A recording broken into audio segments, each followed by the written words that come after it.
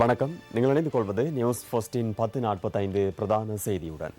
விரிவான செய்திகளுக்கு செல்ல முன்னர் முதலில் இன்றைய தலைப்புச் செய்திகள். ஊழல் மோசடி ஜனாதிபதி ஆணைக்குழுவின் அறிக்கை குறித்த விவாதம் தாமதமாவது தொடர்பில் பாராளுமன்றத்தில் பிரஸ்தாபம். பிரதமருக்கு எதிரான நம்பிக்கையில்லா பிரேரணையில் பிரதியமைச்சர் சுசந்த புஞ்சிநிலமே கையொப்பம். பிரேரணைக்கு ஸ்ரீலங்கா சுதந்திர கட்சியின் பொதுச் செயலாளர் எதிர்ப்பு. மிகப்பெரிய திருடன் தொடர்பில் அசாத் சாலி கருத்து.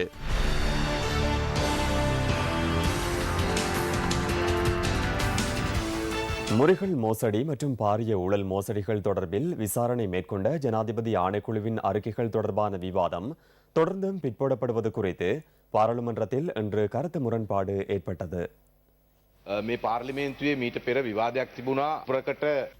முறிகள் மோசடி மற்றும் பாரிய ஊழல் மோசடி தொடர்பிலான ஜனாதிபதி ஆணைக்குழுவின் அறிக்கை தொடர்பில் பாராளுமன்றத்தில் இதற்கு முன்னர் விவாதம் நடைபெற்றது. எனினும் விவாதத்தின் 2ஆம் நாள் அதன் மொழிபெயர்ப்பு கிடைக்கவில்லை என கூறி மொழிபெயர்ப்பு கிடைக்கும் வரை விவாதம் பிற்போடப்பட்டது. ஆகவே இந்த விவாதத்தை நடத்துவதற்கு நடவடிக்கை எடுத்துள்ளீர்களா என கேட்க விரும்புகின்றேன். ඔබතුමා අවශ්‍ය පියවර අරගෙන තිබෙනවද? මොකක්ද මේ සම්බන්ධ තත්ත්වය කියලා ගරු කතානායක. இதற்கு 1 மாதம் செல்லும் என ஜனாதிபதி செயலகத்திலிருந்து நேற்று மாலை எனக்கு கடிதம் கிடைத்தது. ஆயிரக்கணக்கான பக்கங்களை மொழிபெயர்க்க வேண்டும். இதனால் அரச கர்ம மொழி திணைக்களம் சிரமங்களை எதிர்நோக்கியுள்ளது. முறிகள் ஆணைக்குழு அறிக்கையின் ஆங்கில பிரதி கிடைத்துள்ளது. ஆகவே மற்றைய அறிக்கை வரும் வரை இது தொடர்பில் விவாதிக்க முடியும் அல்லவா? இரண்டையும் ஒரே நாளில் விவாதத்திற்கு எடுக்க வேண்டும் என்பதே பெரும்பாலானோரின் நிலைப்பாடாக இருந்தது. நான் அதனை முன்வைப்பேன். அரச கர்ம மொழி திணைக்களத்தை எதிர்பார்த்திருந்தால் இதனை நிறைவேற்ற நீண்ட காலம் செல்லும். ஆகவே வேறு மொழிபெயர்ப்பாளர்களை தெரிவு செய்வது சிறந்தது என நினைக்கின்றேன். பிரதமருக்கு எதிரான நம்பிக்கையில்லா பிரேரணை முன்வைக்கப்பட உள்ள நிலையில் மொழிபெயர்ப்பு பிரச்சனையினால் இதனை பிற்போடுவது அநீதியானது. நான் அல்ல, ஜனாதிபதியின் செயலாளரே அதனை அரச கர்ம மொழி திணைக்களத்திற்கு அனுப்பியுள்ளார். 1 மாதத்திற்குள் வழங்குவதாக நேற்று எனக்கு அறிவித்தனர். பாராளுமன்றத்தில் தெரிவிக்கப்பட்ட மேலும் சில கருத்துக்கள் அடுத்து.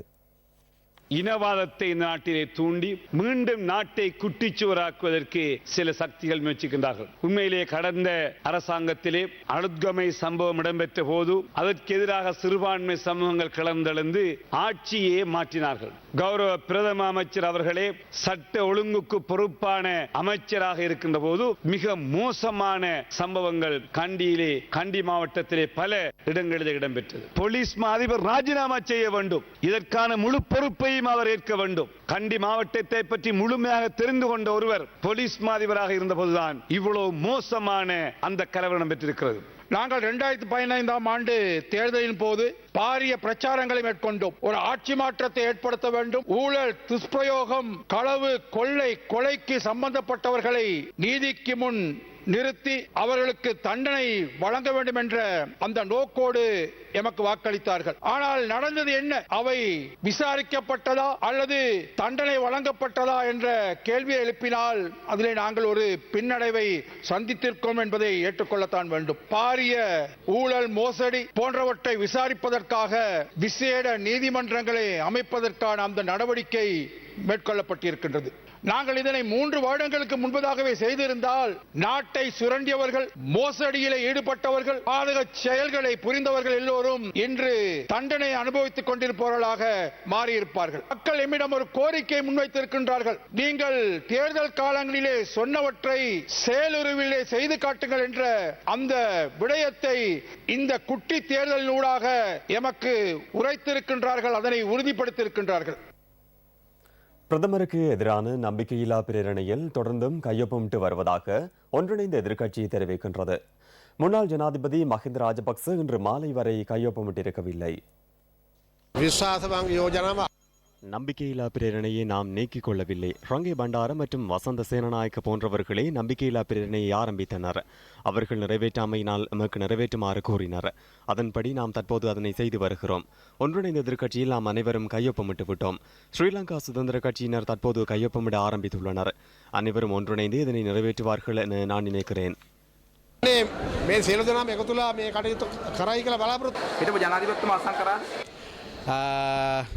අපි අද දවස ඇතුළත පණිවිඩය දෙන්න. විශ්වාස භංග යෝජනාවට நம்பிக்கையில்லா பிரேரணைக்கு கையொப்பம் பெற்று வருகிறோம்.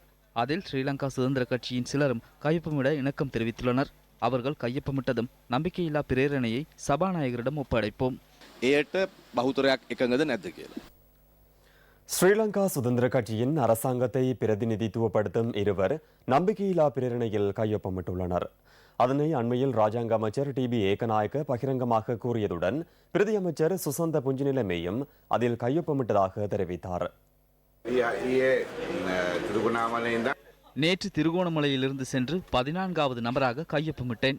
குறிப்பாக பிரதமர் ரணில் விக்ரமசிங்க இந்த காலப்பகுதிக்குள் செய்துள்ள மக்கள் விரோத செயற்பாடுகள் காரணமாக அவரை நீக்க வேண்டும் என நான் விருப்பம் தெரிவித்துள்ளேன். நம்பிக்கையில்லா பிரேரணை தொடர்பில் எமது கட்சி இதுவரை உத்தியோகபூர்வமாக தீர்மானம் எதையும் எடுக்கவில்லை, கலந்துரையாடவும் இல்லை.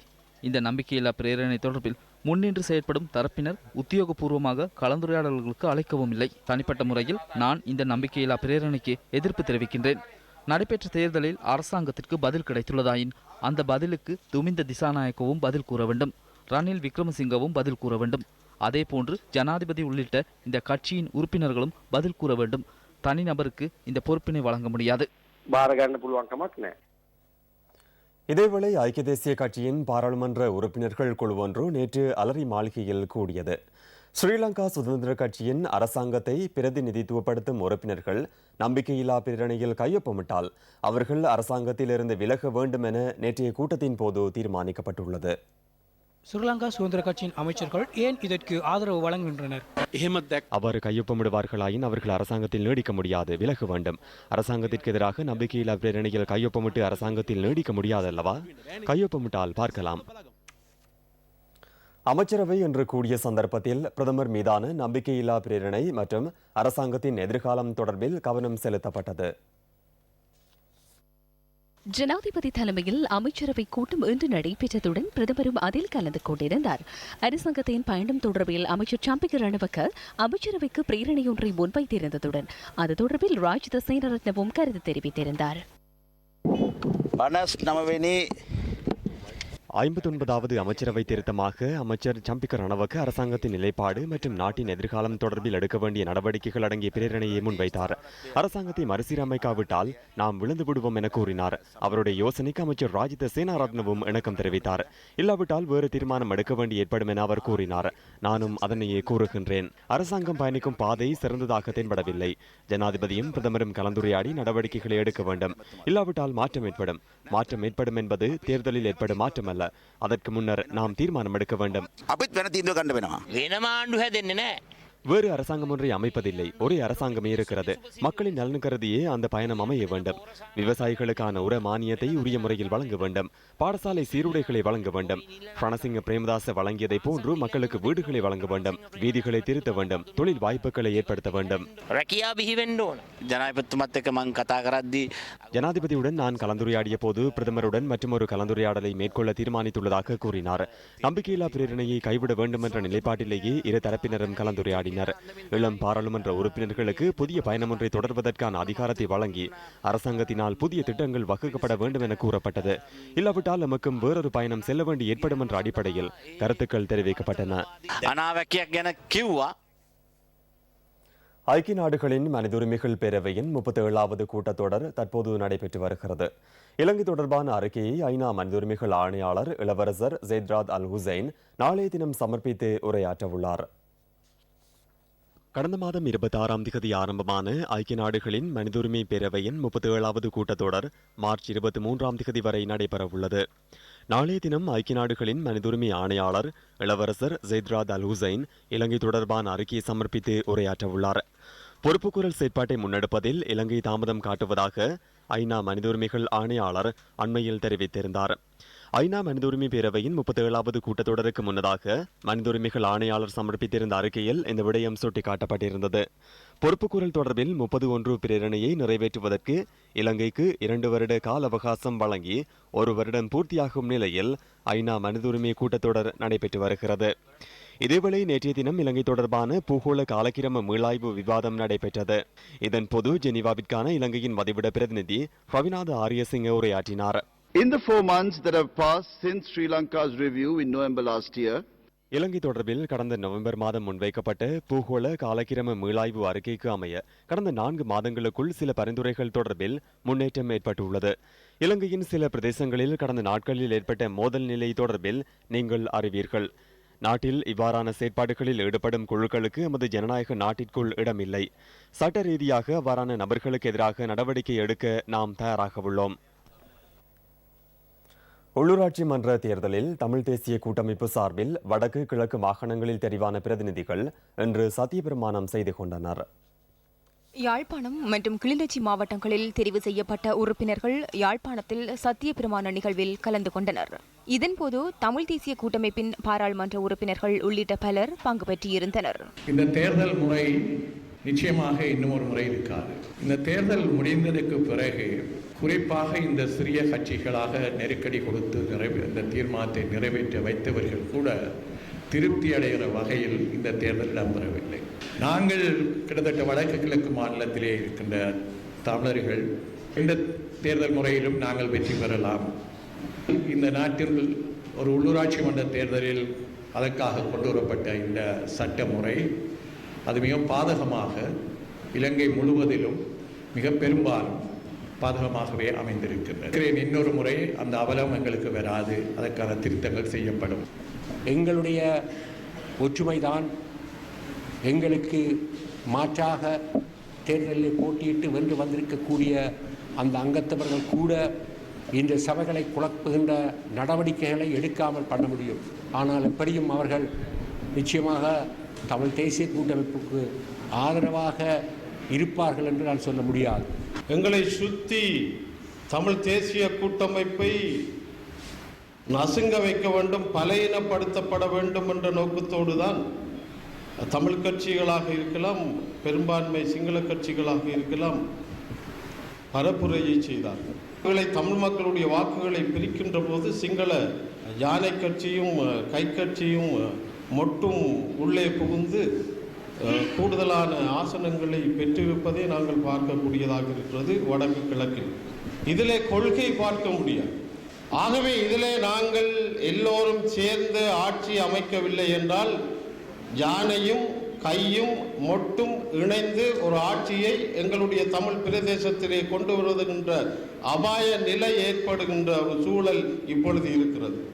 270 சபைக்கு மேல் பெற்றிருக்கின்றோம். தாராளமாக போதும். நாங்கள் ஒரு கட்சியைத்தான் எல்லோரும் நோக்கி அதற்கு எதிராகத்தான் நாங்கள் வேலை செய்தோம். கூடுதலாக எங்களை நோக்கி 9 கட்சிகள் இருந்ததோ, அதாவது சுயேட்சையுடன் சேர்ந்து. ஆனால் நாங்கள் ஒன்றைத்தான் கருத்துமாக எடுத்தோம். இதேவேளை மட்டக்களப்பு மற்றும் அம்பாறை மாவட்டங்களில் தெரிவு செய்யப்பட்ட உறுப்பினர்கள் மட்டக்களப்பில் சத்தியப்பிரமாண நிகழ்வில் கலந்து கொண்டனர். மட்டக்களப்பு மாவட்டத்தை எடுத்துக்கொண்டால் 5 பாராளுமன்ற உறுப்பினர்கள் இந்த மாவட்டம் தமிழ் தேசிய கூட்டமைப்பு சார்பாக 2010ஆம் ஆண்டிலே 65,610 வாக்குகளை தமிழ் தேசிய கூட்டமைப்பு மட்டக்களப்பு மாவட்டத்திலே பெற்றிருந்தது. நான் மட்டக்களப்பை ஒரு உதாரணமாக வைத்து பேசுகிறேன். 2012 நடக்கின்ற கிழக்கு மாகாண சபை தேர்தலில் 1,20,000 வாக்குகள் கிட்டத்தட்ட மாகாண சபை தேர்தலில் தமிழ் தேசிய கூட்டமைப்பு பெற்றிருந்தது. அதன் பின்பு 2015 நடந்த பாராளுமன்ற தேர்தலில் 1,28,000 வாக்குகளை தமிழ் தேசிய கூட்டமைப்பு பெற்றிருந்தது.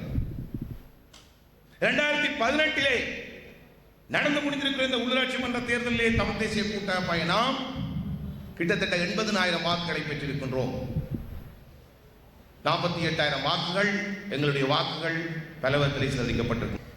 தமிழர்கள் முதலமைச்சராக வருகின்ற பொழுது வடகிழக்கு இணைப்பு என்பது எளிதாக சாத்தியப்படக்கூடிய ஒரு சூழ்நிலை இருக்கின்றது.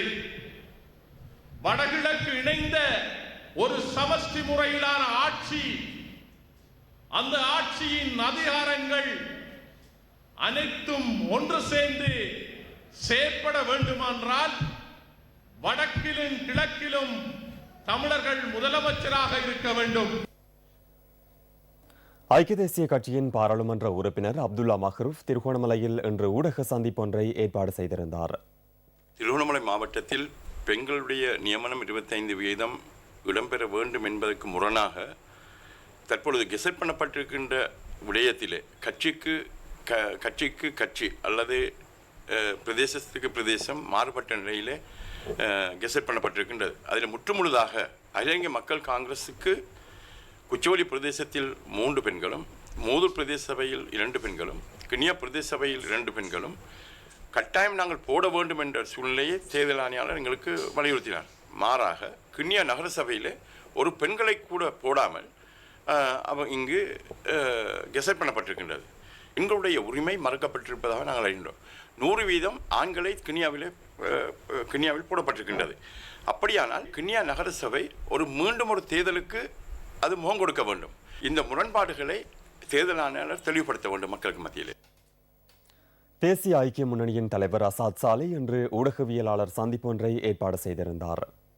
இன்றைக்கு நாங்கள் நேற்று எங்களுக்கு கிடைச்ச ஒரு இன்ஃபர்மேஷனை வச்சு ஒரு பெட்டிஷனில் வச்சு மலிக் சமரவிக்ரம யூஎன்பி சேர்மன் இந்த கட்சி இந்த மாதிரி ஒரு நிலைக்கு முழுவது ஒரு காரணமாக இருக்குது மலிக் சமரவிக்ரம. இந்த பெட்டிஷன்லையோட எனக்கு வந்திருக்கு ஐலண்ட் நியூஸ் பேப்பர்லையும் டெய்லி நியூஸ்லேயும் வந்த ஒரு நியூஸ் வந்து மலிக் சமரவிக்ரம இந்த கம்பெனியால் நடந்த 500 மில்லியனுக்கும் பொறுமதியான ஒரு ஃப்ராட். அந்த ஃப்ராடில் ஒரு கஸ்டமர் ஆஃபீஸர் சொல்கிறார் என்னென்னு சொன்னால், இந்த நாட்டுக்கு வந்த கார்மெண்ட்ஸ் எல்லாத்தையும் லோக்கல் அக்சசரிஸும் கார்மெண்ட்ஸையும் லோக்கல் மார்க்கெட்டுக்கு இவர் விற்றாரு. அதில் நடந்த இன்வெஸ்டிகேஷனும் நடந்துச்சுன்னு சொல்லி இப்போ மலிக் சமரவிக்ரம அதை இல்லைன்னு டினை பண்ண ஒரு ரிப்ளையும் எனக்கு வந்திருக்கு. ஆனால் அதோடு எனக்கு கிடைச்சிருக்கு 19 செக்ஸ், எல்லாம் ஒரிஜினல் செக்ஸ். 20.9 மில்லியன் பொறுமதியான செக், 19 செக். இந்த செக்கை நாங்கள் நேற்று இன்லேண்ட் ரெவன்யூ கொடுத்துருக்கோம், இந்த பிரைபரி கமிஷனுக்கு கொடுத்துருக்கோம். இன்லேண்ட் ரெவன்யூ கஸ்டம்ஸ்லையும் செக் பண்ண சொல்லி இது என்னத்துக்காக கொடுப்பாட்டிச்சு. திருகோணமலை மாவட்ட அபிவிருத்தி குழு கூட்டம் இன்று நடைபெற்றது. திருகோணமலை மாவட்ட அபிவிருத்தி குழுவின் இணைத் தலைவர்களான எதிர்க்கட்சித் தலைவர் இரா சம்பந்தன், பிரதி அமைச்சர் சுசந்த பொஞ்சிநிலமே, பாராளுமன்ற உறுப்பினர் அப்துல்லா மஹ்ரூப் ஆகியோர் தலைமையில் இன்றைய கூட்டம் நடைபெற்றது. நாட்டில் எதிர்பாராத கவலைக்கிடமான சம்பவங்கள் இடம்பெற்றன. மக்களுக்கு எதிராக வன்முறைகள் இடம்பெற்றன. அவற்றை ஏற்றுக்கொள்ள முடியாது. இந்த மாவட்டத்தில் அவ்வாறான வன்முறை ஏற்படுவதை தவிர்க்க வேண்டிய பொறுப்பு அனைவருக்கும் உள்ளது. சட்டம் விரைவாக நடைமுறைப்படுத்தப்பட வேண்டும். போலீசார், பாதுகாப்பு தரப்பினர் சட்டத்தை நடைமுறைப்படுத்தும் போது விரைவாக செயற்பட வேண்டும். அம்பாறை கண்டி சம்பவங்கள் தொடர்பில் சட்டம் ஒழுங்கு விரைவாக நடைமுறைப்படுத்தப்பட்டிருக்க வேண்டும். மகாபலியை மையப்படுத்திய மன்னாரோடு நடைபெறுகின்ற காரணத்தினால் கடந்த 3 வருட காலமாக மழைவீழ்ச்சி குறைந்ததன் காரணமாக எங்களுக்கு எந்த பாதிப்பை ஏற்படுத்தும் என்கின்ற விடயம் தெரியாத அளவிலே தான் பல அனர்த்தத்தை முகம் கொடுக்க வேண்டிய நாங்கள் தெரியாத நிலைமையில் இருந்து கொண்டிருக்கிறோம். மக்களின் காணிகளுக்கு வன பாதுகாப்பு திணைக்களம் அடையாளமிட்டு அவற்றை கைப்பற்ற முயற்சிக்கிறது. இதனை உரியவாறு முன்னெடுக்க வேண்டும். மக்களின் காணி மக்களுக்கு வழங்கப்பட வேண்டும். காணியற்றவர்களுக்கு காணி வழங்கப்பட வேண்டும். யூனிவர்சிட்டி காலேஜ் சம்பந்தமான இது வந்து கெசட் பண்ணது 12 ஏக்கர்ஸ். அது வந்து 315 and 315A 315B இந்த 2 துண்டையும் வந்து இவர பேரிலேயே ஜனார்தன் ரிஸ்வி அடுத்த இன்னொரு பேருக்கு வித்திருக்கிறாங்க. 1 மில்லியன் ரூபீஸ் அதுல கையாளப்பட்டிருக்கு. 7 மில்லியன் இவர் பேர்ல வந்து அந்த சல்லி எடுக்கப்பட்டிருக்கு. காணி எல்ஆர்சி காணி 2016ஆம் ஆண்டு 5ஆம் மாசம் நாங்க 315A 315B ஒதுக்கப்பட்டிருக்கு. இவர் மிஸ்கைட் பண்ணி அது மட்டும் இல்லாமல் இவர் 11 துண்டு காணிகளை வித்திருக்கார். இது சம்பந்தமான இது வந்து டிவிஷனல் மீட்டிங்ல பிரைபுக்கு போட சொல்லியிருக்காங்க. இது சம்பந்தமான ஆய்வு செய்து இது முடிவு வர வரைக்கும் டிசிசியும் டிவிஷனல் செக்ரட்டரியும் தான் முடிவெடுக்கிறது. I am not a LRC chairman. I am not a LRC. That's why I am telling you, are not a LRC chairman. You brought up 70. I can't say to the public. So there is a. இது சம்பந்தமாக 2001ஆம் ஆண்டு தமிழ் தேசிய கூட்டமைப்பின் தேர்தல் பிரசார கூட்டம் ஒன்றில் 2 சுட்டுக் கொல்லப்பட்ட சம்பவத்துடன் தொடர்புடைய குற்றவாளிகளை நாடு கடத்தும் நடவடிக்கைகளை துரிதப்படுத்துமாறு பாதுகாப்பு அமைச்சின் செயலாளருக்கு யாழ் மேல் நீதிமன்றம் உத்தரவிட்டுள்ளது. இந்த வழக்கு தொடர்பில் ஈழ மக்கள் ஜனநாயக கட்சியின் 3 உறுப்பினர்கள் கைது செய்யப்பட்டிருந்தனர். இவர்களில் நெப்போலியன் மற்றும் மதனராஜா எனப்படும் இருவரும் நீதிமன்றத்தில் ஆஜராகாது வெளிநாட்டில் தலைமறைவாகி வாழ்ந்து வருகின்றனர். வழக்கு தொடர்பில் கைதான மூவருக்கும் 2016இல் மரண தண்டனை விதித்து தீர்ப்பளிக்கப்பட்டதுடன் அவர்களை நாடு கடத்தி யாழ் மேல் நீதிமன்றத்தில் ஆஜர்படுத்துமாறு இலங்கை அரசின் உயர் அதிகாரிகளுக்கு நீதிமன்றம் பணிப்புரை பிறப்பித்திருந்தது. இதன் அடிப்படையில் பாதுகாப்பு அமைச்சின் செயலாளர், நிதியமைச்சின் செயலாளர் செயலாளர் மற்றும் சட்டமாதிபர் ஆகியோர் நடவடிக்கை எடுப்பதாக நீதிமன்றக்கு அறிவித்திருந்தனர். இன்று குறித்த வழக்கு மீண்டும் விசாரணைக்கு எடுத்துக் கொள்ளப்பட்டது. நாடு கடத்தல் தொடர்பான மத்திய அதிகார சபையின் பொறுப்பதிகாரியான பாதுகாப்பு அமைச்சின் செயலாளருக்கு குறித்த 2 EPDP உறுப்பினர்களையும் நாடு கடத்தும் நடவடிக்கையை துரிதப்படுத்துமாறு யாழ் மேல் நீதிமன்றம் இன்று உத்தரவு பிறப்பித்துள்ளது. புத்தளம் ஆதார வைத்தியசாலையில் கடமையாற்றும் அனைத்து தாதியர்களும் இன்று காலை முதல் பணி பகிஷ்கரிப்பில் ஈடுபட்டனர். இன்று காலை 9 மணி முதல் நண்பகல் 12 மணி வரை அடையாள பணி பகிஷ்கரிப்பு முன்னெடுக்கப்பட்டது. தாதியர்களுக்கான இடமாற்றங்கள் உரிய முறையில் வழங்கப்படுவதில்லை என தெரிவித்து தாதியர்கள் இன்று பணி பகிஷ்கரிப்பில் ஈடுபட்டனர். இந்த பணி பகிஷ்கரிப்பு காரணமாக நோயாளர்கள் பாரிய அசௌகரியங்களை எதிர்நோக்கினர். இதேவேளை புத்தளம் ஆதார வைத்தியசாலை தாதியர்கள் வைத்தியசாலைக்கு முன்பாக ஆர்ப்பாட்டம் ஒன்றையும் முன்னெடுத்தனர்.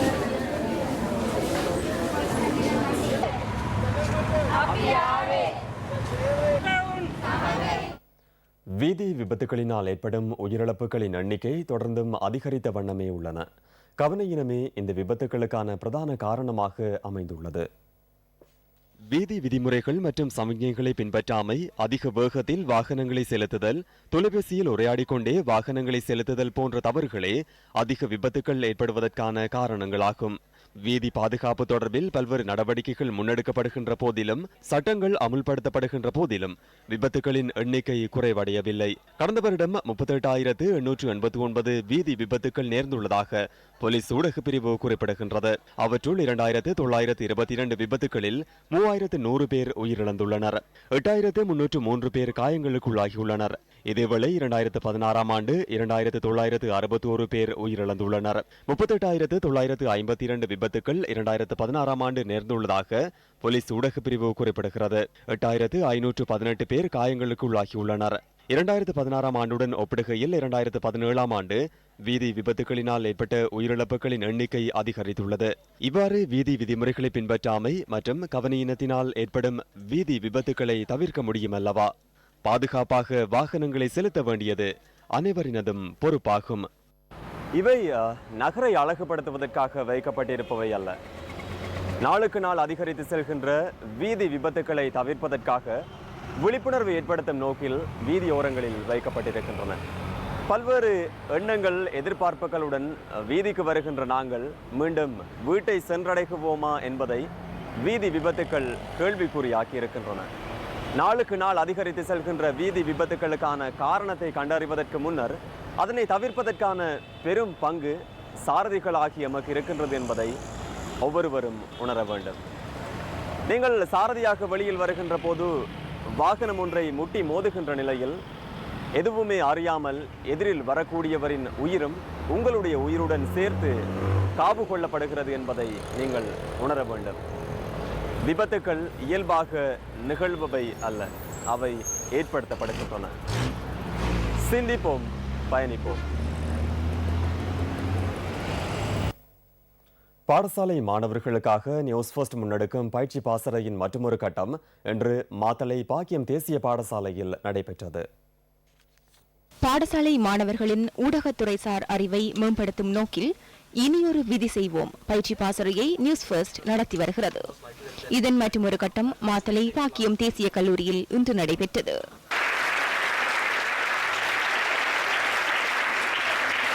செய்தி தயாரிப்பு, செய்தி அறிக்கையிடல், செய்தி வாசிப்பு, நவீன ஊடக பயன்பாடு உள்ளிட்ட பல்வேறு விடயங்கள் தொடர்பில் மாணவர்களுக்கு இதன்போது தெளிவுபடுத்தப்பட்டது.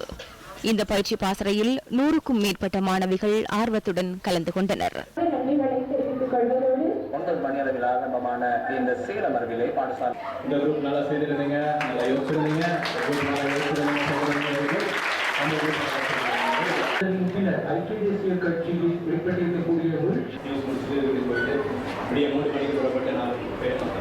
மாணவர்களுக்காக தலைமத்துவ பண்புகளை விருத்தி செய்யும் முகமாக தலைமத்துவ கருத்தரங்கொன்றையும், அதாவது எதிர்காலத்தில் மாணவர்கள் தெரிவு செய்யக்கூடிய அவர்களுடைய துறைகளை தெரிவு செய்வதற்காக அவர்களுக்கு தேவையான அறிவுரைகளையும் செயற்பாடு மூலமாகவும் கலந்துரையாடியும் நடாத்தினார்கள். அவர்களுக்கு எமது நன்றி தெரிவிக்கிறேன். நன்றி. சர்வதேச வாய் சுகாதார தினம் இன்று அனுஷ்டிக்கப்படுகிறது. உலகளாவிய ரீதியில் வாய் தொடர்பான நோய்களினாலேயே அதிகளவானோர் பாதிக்கப்படுகின்றனர். உலகில் 6 பில்லியன் மக்கள் பல்வேறு வகையான வாய் தொடர்பான நோய்களினால் பாதிக்கப்படுவதாக உலக சுகாதார ஸ்தாபனம் சுட்டிக்காட்டுகின்றது. இலங்கையில் 90% வாய் தொடர்பான நோய்களினால் பாதிக்கப்பட்டுள்ளதுடன் பற்சிதைவு காரணமாகவே அதிகளவானோர் பாதிக்கப்படுகின்றனர். வாய் புற்றுநோய் காரணமாக இலங்கையில் நாளாந்தம் 2 அல்லது 3 பேர் உயிரிழப்பதாக ஆய்வுகளினூடாக கண்டறியப்பட்டுள்ளது. வாய் புற்றுநோய் என்பது அதாவது ஓரல் கேன்சர் என்பது நாங்கள் பார்க்கும் பொழுது அது தொண்டை, வாய், நாக்கு, வாய்க்குழி போன்ற பகுதிகளாக பிரிக்கப்படும். அவர்களின் வெத்தலை, சுண்ணாம்பு, பாக்கு மற்றும் புகையிலையின் பாவனையினால் உள்ளே உள்ள கலங்கள் தூண்டப்பட்டு அது மிதமாக வளர்ச்சி அடைவதனால் வாய்க்குழியில் புற்றுநோய் ஏற்படுகின்றது. அதிகரித்த மதுபாவனையும் உணவு பழக்க வழக்கங்கள், சூடான உணவு, காரமான உணவுகளை உட்கொள்வதனாலும் வாய்க்குழியில் இந்த புற்றுநோய் ஏற்படுவதற்கு காரணமாக அமைகின்றது. யாழ் மாவட்டத்தில் வாய் புற்றுநோயின் தாக்கமானது மிகவும் அதிகரித்து காணப்படுகின்றது. காரணம் இங்குள்ள மக்களில் உணவு பழக்க வழக்கம் மிகவும் காரமான உணவுகளை உட்கொள்வதும் மிகவும் சூடான பானங்களை அருந்துவதும் யாழ்ப்பாணத்தில் கூடுதலாக காணப்படுகிறது. வெத்தலை பாவனை, அதனால்தான் யாழ்ப்பாணத்தில் இதன் தாக்கம் கூடுதலாக அதிகரித்து காணப்படுகின்றது. அதிகளவு சீனியுடன் கூடிய உணவுகளை உட்கொள்ளல், முறையாக வாய் சுத்தம் செய்யாமை வாய் சுகாதாரம் பாதிப்படைவதற்கான காரணங்களாக அமைகின்றன. அத்துடன் அதிகளவில் வெற்றிலை மேலுதல், புகைத்தல் ஆகியனவும் வாய் சுகாதாரத்துக்கு பாதிப்பை ஏற்படுத்தும் விடயங்களாக அமைகின்றன. வாய் சுகாதாரம் என்பது முழு உடலின் ஆரோக்கியத்துக்கு பிரதானமான செல்வாக்கு செலுத்தும் ஒரு காரணியாகும். இதனால் வாய் சுகாதாரம் இன்றி முழுமையான உடலின் சுகாதாரம் பேணப்பட முடியாது என்ற தகவலை உலக சுகாதார நிறுவனம் சகல நாடுகளுக்கும் அறிவித்திருக்கிறது. தேசிய அபிவிருத்தி செய்தியினூடாக புலனறுவை மும்மொழி தேசிய பாடசாலையின் நிர்மாண பணிகள் தொடர்பில் இன்று ஆராய்கின்றோம்.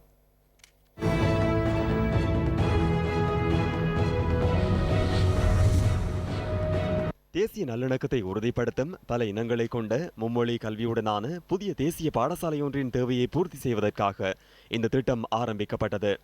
ஜனாதிபதி மைத்ரிபால சிறிசேனவின் எண்ணக்கருவிற்கு அமைய இந்த பாடசாலை நிர்மாணிக்கப்படுகிறது.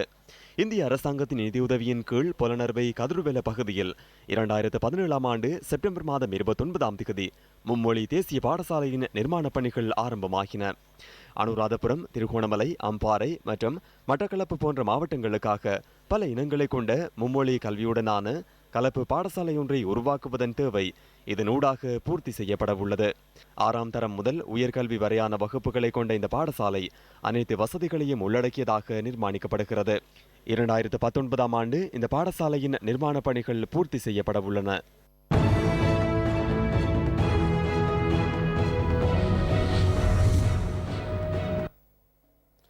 இலங்கை மகளிர் அணிக்கு எதிரான ஒருநாள் கிரிக்கெட் தொடரின் முதல் போட்டியை 69 ஓட்டங்களினால் பாகிஸ்தான் மகளிர் அணி வெற்றி கொண்டது.